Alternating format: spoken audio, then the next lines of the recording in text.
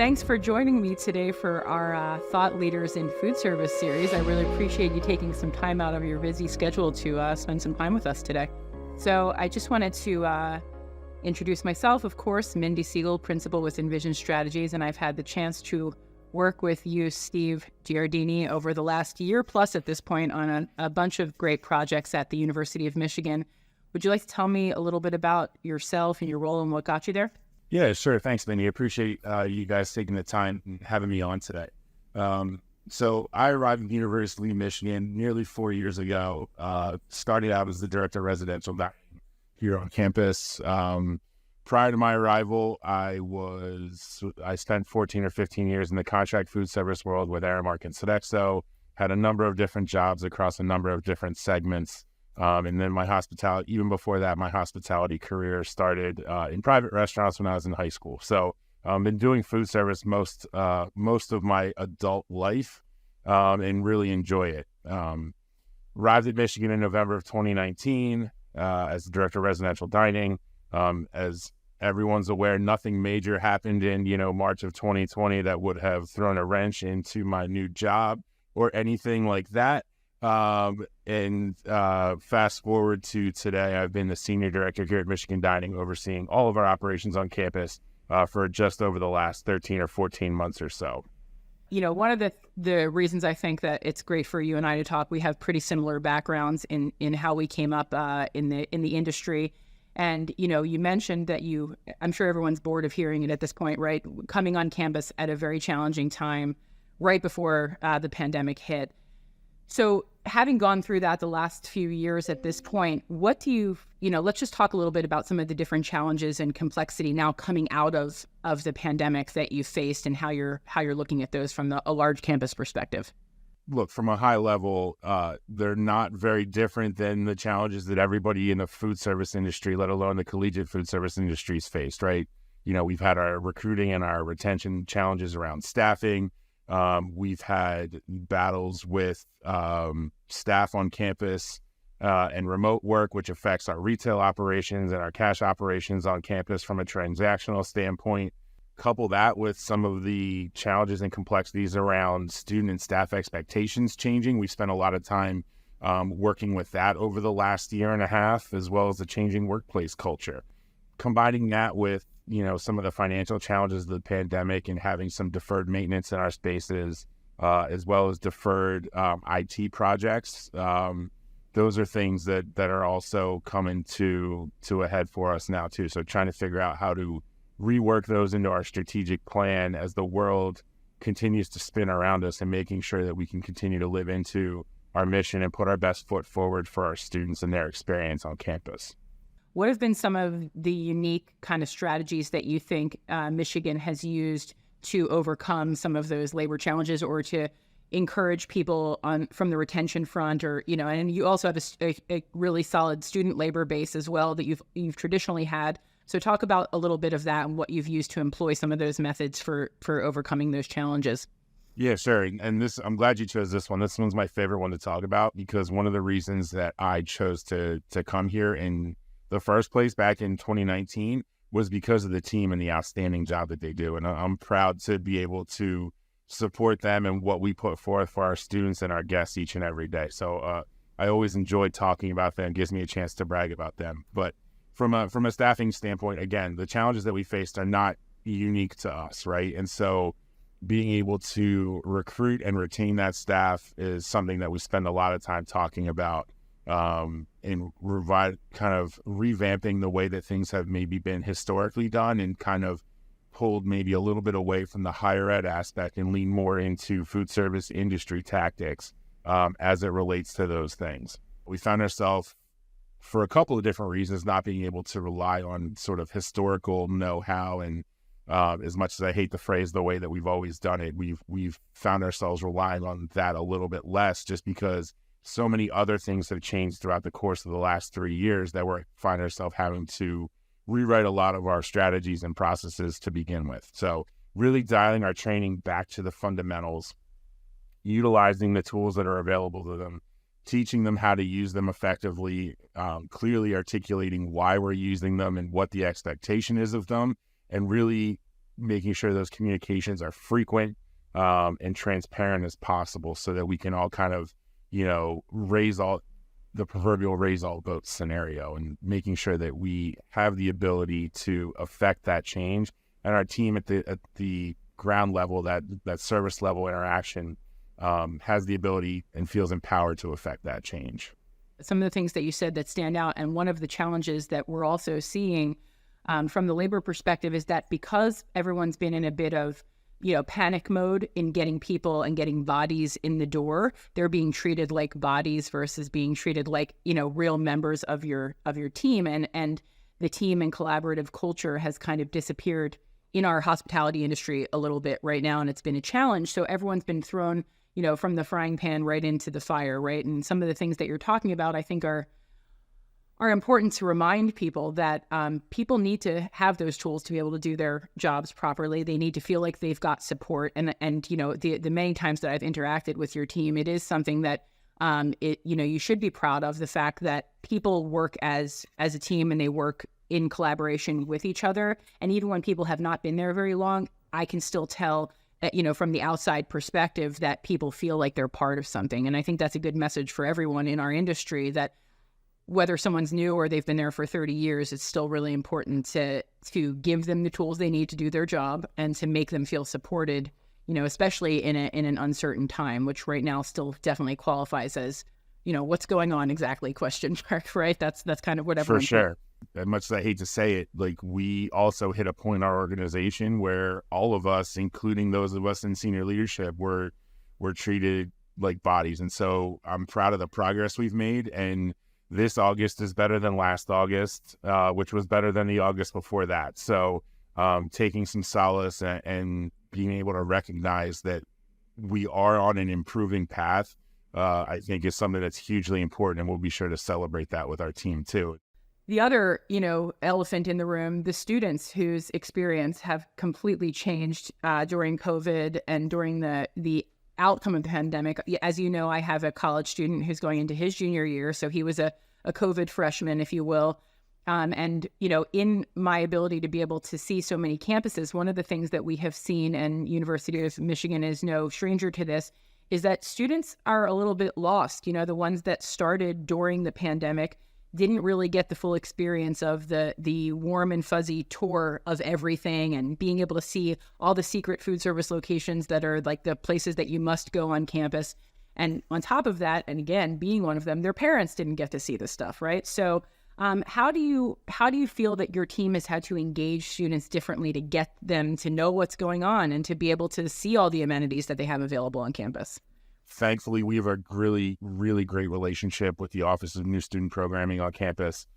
So we worked really closely with them throughout orientation and our campus days that we have in the spring, where prospective students come through and do tours and have a meal with us and things like that. Our lead dietitian, as well as some of the other folks on our team, have dedicated sessions at each orientation. So as each group moves through orientation, they get to hear from our dietitian talking about ways to navigate food on campus from an allergen safety perspective, from a nutrition perspective, get a chance to sneak in some, like, where are the good study spots, where is the best cup of coffee.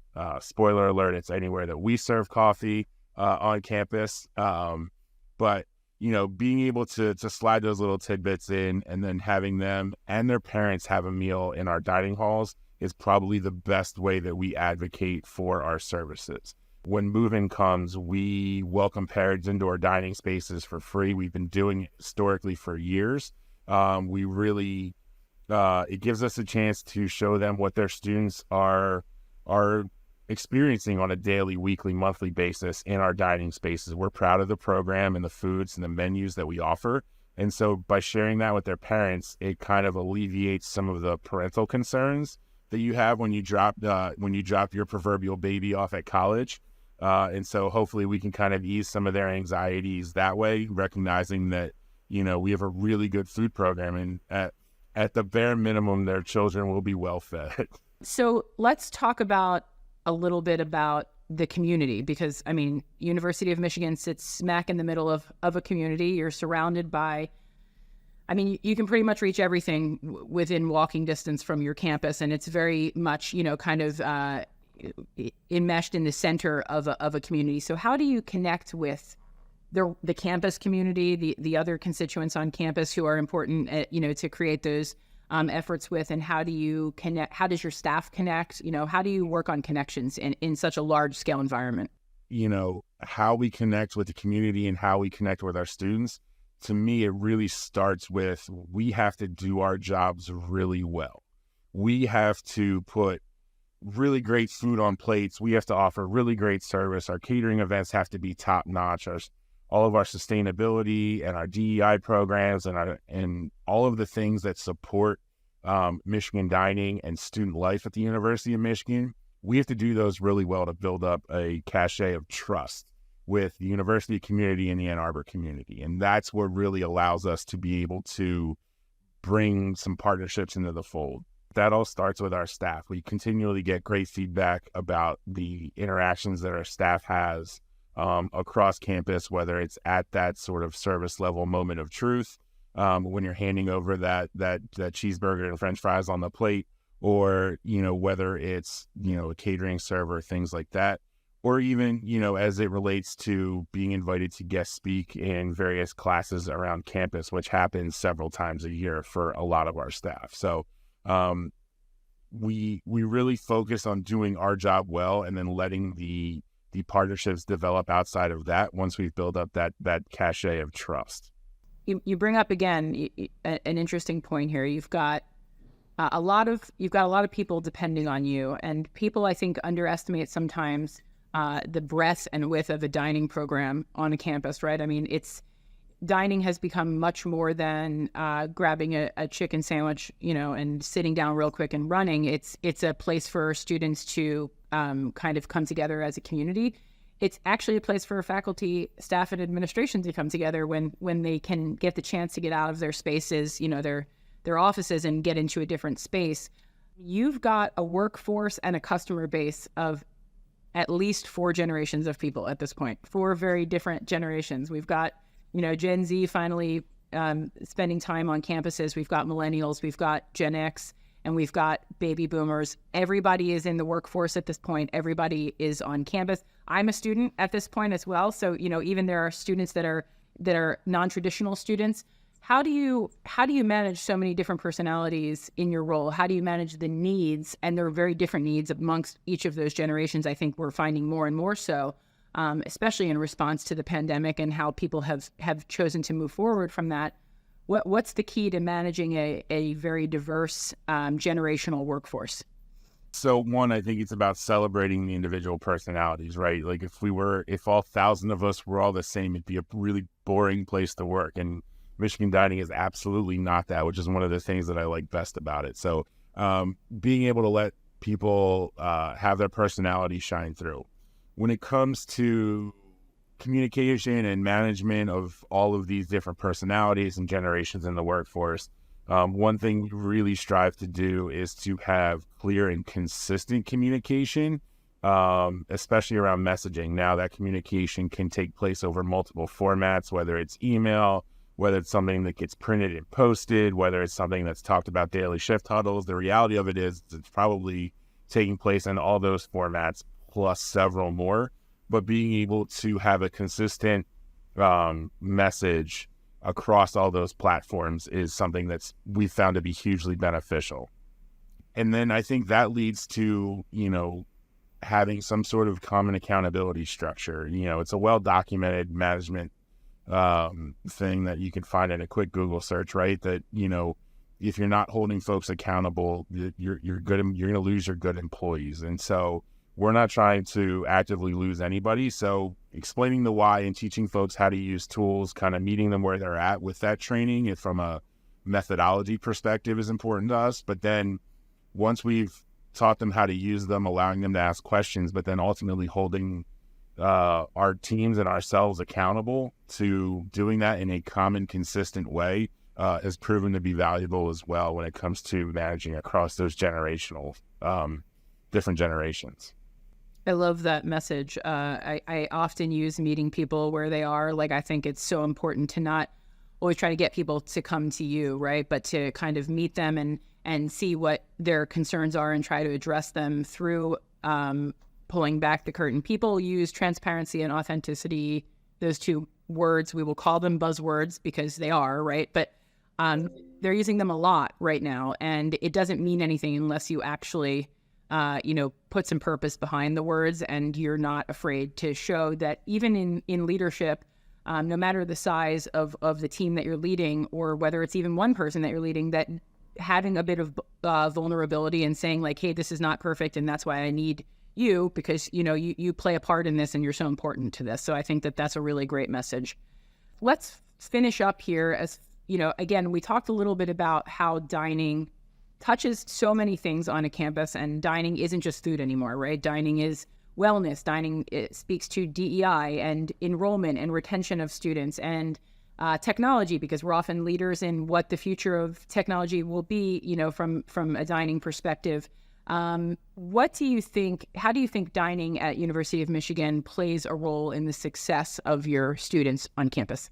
From an organizational perspective, our dining halls and our cafes and our coffee shops, we really strive to be sort of a respite for students from the stress and rigors of collegiate life, which admittedly probably looks a lot different now than when I went to school X number of years ago. But I think we really want to be that place where they can come and unwind, they can relax, they can socialize, they can meet new people, they can collaborate or study, whatever they want to do. We want to be that space where they can do any and all of that, and have really great food and unlimited snacks and coffee.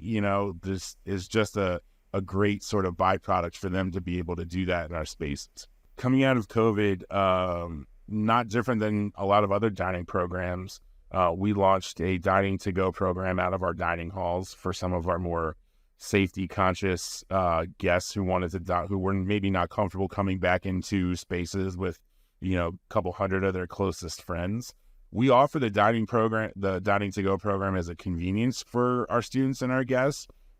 The popularity of it is minuscule on this campus compared to some of, as I talk to my colleagues around the country, who have very substantial to-go programs and demand for it. We don't see that. And so we're grateful as an organization that our students really want to use our spaces as we see them, as a place for them to kind of do what they want to do away from, the academic pressures or the social pressures or anything of that. Like, we enjoy having them in our space and enjoy giving them the freedom to use those spaces how they want.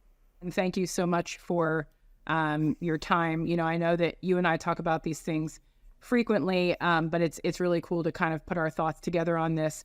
And I think that what University of Michigan is doing, it's been a great year of working on many projects with you. And lastly, you're in Michigan, but go Phils and go Eagles, and we'll see what happens, right? Yeah, thanks, Mindy. I echo your comments. It's been great working with you over the last year. Looking forward to continuing to collaborate, and appreciate you all inviting me to spend some time with you, and hopefully we can manage to make at least one person who sees this just a little bit smarter. Perfect. Thanks, Mindy. Thanks, Steve.